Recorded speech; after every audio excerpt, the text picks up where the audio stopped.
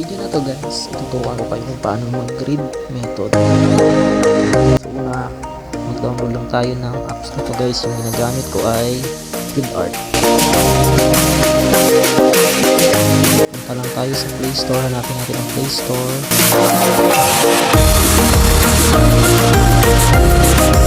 Search natin ay GridArt. Mali. Yung GridArt. Yun, may kamay. Then, since na download ko na, pindot na natin yung open.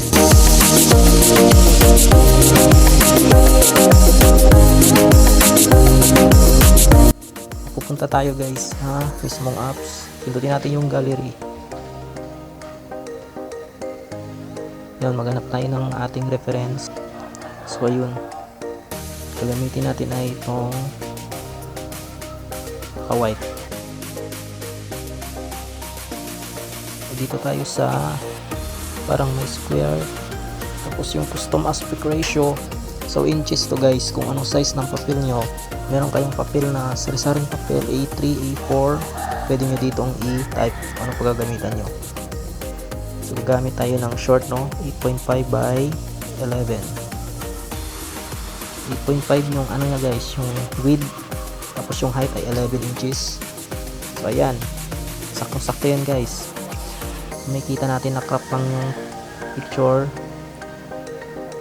So ano lang natin, igigit na lang. Pag natapos na tayo, pindot natin yung check.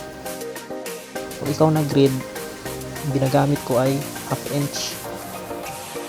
At dahil nga parehong half inches ang ginamit natin sa horizontal at vertical, ay gagamit tayo ng square grid. So ayan guys, i-type lang natin ay 17 yung kanyang column. Bakit 17 columns? Kasi pag nag-drawing tayo at ginamit natin ang papel ay short, may lapad siyang 8.5 inches. So ang 8.5 na yun, pag hatiin natin ng 1/2 inch, ang kalalabasan ay 17. So pag type natin ng 17, ayan, lalabas ng grid at saktong-sakto yan guys sa papel. 17 ang sa ating reference, 17 din ang sa papel yan guys. Saktong-sakto yan, walang labis, walang kulang. So pwede na natin itong palitin ng grid, yung line nya.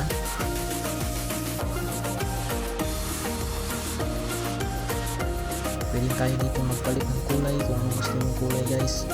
Yan guys, kung anong gusto yung kulay ng grid, pwede rin.